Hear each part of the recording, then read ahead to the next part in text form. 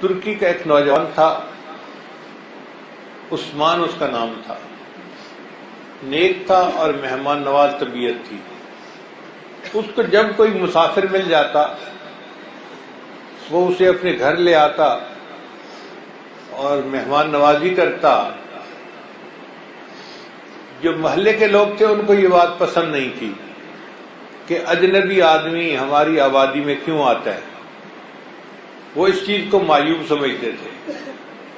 انہوں نے عثمان کو منع کیا کہ عثمان غیر مردوں کو نہ لایا کرو، مگر عثمان بھی اپنی بات کا پکا تھا۔ جب 2-4 دفعہ منع کیا تو محلے کے کچھ لوگوں نے کہا عثمان اب تم کسی اجنبی بندے کو لائے نا اور اپنے گھر ٹھہرایا تو ہم تمہاری پٹائی کریں گے اور تمہیں یہاں سے نکال دیں گے۔ پھر عثمان کو کوئی ایک اور آدمی مل گیا مسافر، تو عثمان پھر اسے گھر لے کے آیا۔ محلے والوں نے عثمان کی بہت جو ہے وہ مار پٹائی کی اور اسے دھکے دے کے نکال دیا کہ تم بھی یہاں نہیں رہ سکتے۔ اب جب رات کے وقت عثمان کی پٹائی ہوئی اور اسے محلے والوں نے دھکے دے کے نکال دیا تو عثمان سوچنے لگا میں جاؤں تو کہاں جاؤں۔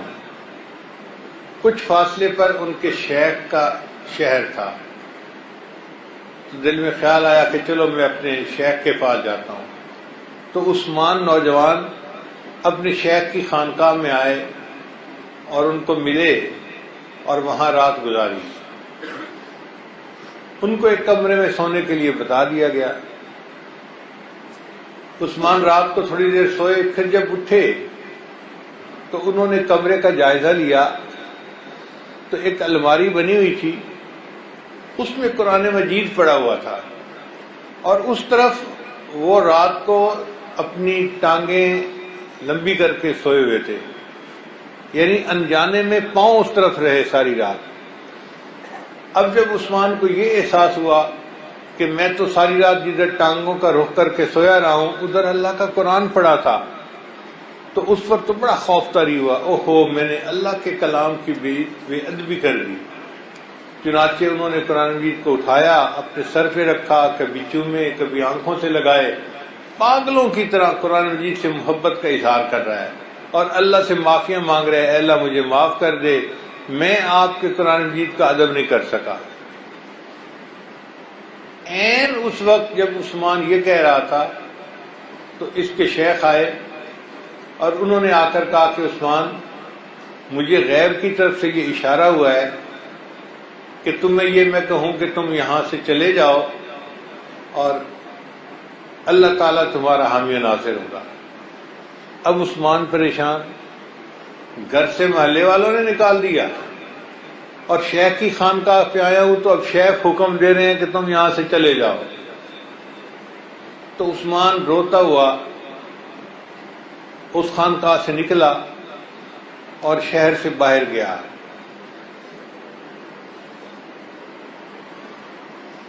اللہ کی شان دیکھیں کہ شہر کے باہر 3-4 آدمی اکٹھے تھے، جمع تھے، اور انہوں نے نیت یہ کی تھی کہ ہم اپنی زندگی اللہ کے راستے میں گزاریں گے،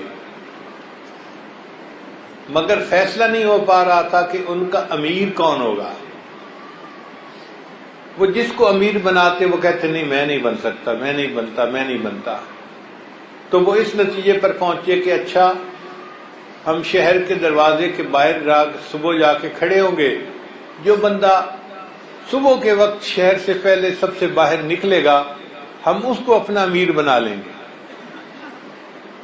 اب شیخ نے جب حکم دیا تو عثمان شہر سے باہر نکلا تو وہ جو 3-4 نوجوان تھے انہوں نے کہا کہ جی ہم تو اللہ کے راستے کی نیت سے نکلے تھے اور ہم آپ کو اپنا امیر بناتے ہیں، جو آپ کہیں گے ہم ویسے کریں گے۔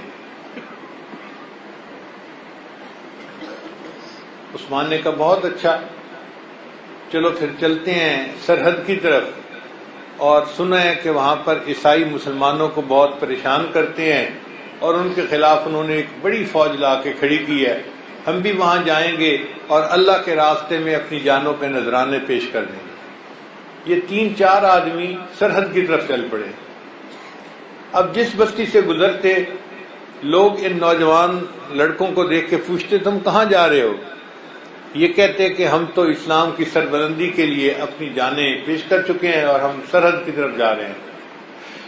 ہر بستی میں سے 5، 10، 20 نوجوان ان کے ساتھ اکٹھے ہو جاتے اور یہ مجمع بڑھتا گیا۔ میں اکیلا ہی تلا تھا جانب منزل مگر، لوگ ساتھ آتے گئے اور کارواں بنتا گیا۔ تو یہ ایک بڑا گروہ بن گیا نوجوانوں کا۔ جب یہ وہاں سرحد پر پہنچے تو عیسائی بادشاہ کو خبر ملی کہ مسلمانوں کا ایک بڑا گروہ آ گیا ہے اور وہ تو بالکل اپنی جانیں دینے کے لیے آیا ہے۔ اگر اس وقت میں نے چھیڑ چھاڑ کی تو یہ لوگ مجھے زندہ نہیں چھوڑیں گے۔ تو اس نے جنگ بندی کا اعلان کر دیا۔ اب جب جنگ بندی ہوئی تو عثمان نے کہا کہ نہیں، جنگ بندی تب ہوگی جب تم اسلام قبول کرو گے، ورنہ جنگ بندی نہیں ہو سکتی۔ عیسائی بادشاہ بوڑھا تھا، اس نے کہا کہ میں ان نوجوانوں سے کیا جنگ لڑوں گا، چلو میں ان کے ساتھ سلو کر لیتا ہوں۔ اس نے کلمہ پڑھ کے اسلام قبول کر لیا اور یوں مسلمانوں کے ساتھ اس کی سلو ہو گئی۔ اب جب سلو ہو گئی تو اس نے عثمان کو ذرا قریب سے دیکھا کہ عثمان بڑا سمجھدار، بہت عقل مند، بڑا تحمل مزاج، قوت فیصلہ بہت اچھی تھی۔ تو بادشاہ کی ایک بیٹی تھی، اس نے سوچا کہ میری بیٹی کے لیے اس سے بہتر رشتہ اور کوئی نہیں ہو سکتا۔ تو بادشاہ نے عثمان کو بیٹی کا رشتہ پیش کیا، عثمان نے قبول کر لیا اور یوں عثمان جو تھا وہ بادشاہ کا داماد بن گیا۔ کچھ عرصہ بادشاہ زندہ رہا اور پھر بادشاہ کی وفات ہو گئی۔ جب بادشاہ کی وفات ہوئی تو قانون کے مطابق بادشاہ کی جو بیٹی تھی وہ تخت و تاج کی حقدار بن گئی۔ جب ساری رعایا نے اس کو اپنے ملک کا بادشاہ تسلیم کر لیا، ملکہ تسلیم کر لیا، تو اس لڑکی نے کہا کہ میں عورتزاد ہوں، میں ان معاملات کو نہیں سنبھال سکتی، میں یہ تخت و تاج اپنے خامند کے حوالے کرتی ہوں۔ چنانچہ عثمان کو اللہ تعالیٰ نے بغیر کسی تردد کے تخت و تاج والی دولت عطا فرمائی، تو عثمان بادشاہ بن گیا۔ اب جب عثمان بادشاہ بنا تو پھر اس نے دل میں سوچا کہ میں نے جو قرآن مجید کے ساتھ محبت کا اظہار کیا تھا اور میرے شیخ نے کہا تھا کہ تم ابھی یہاں سے چلے جاؤ، اس میں حکمت یہ تھی کہ اللہ نے مجھے یہاں اس تخت و تاج تک پہنچانا تھا۔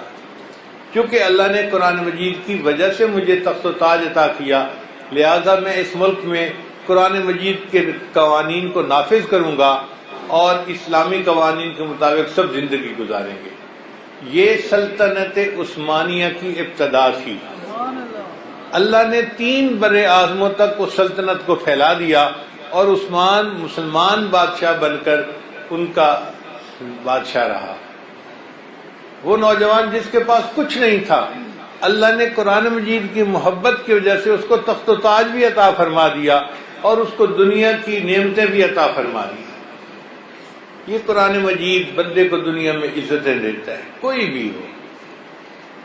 لا الہ الا اللہ، لا الہ الا اللہ، لا الہ الا اللہ، لا الہ الا اللہ، لا الہ الا اللہ، لا الہ الا اللہ، لا الہ الا اللہ، لا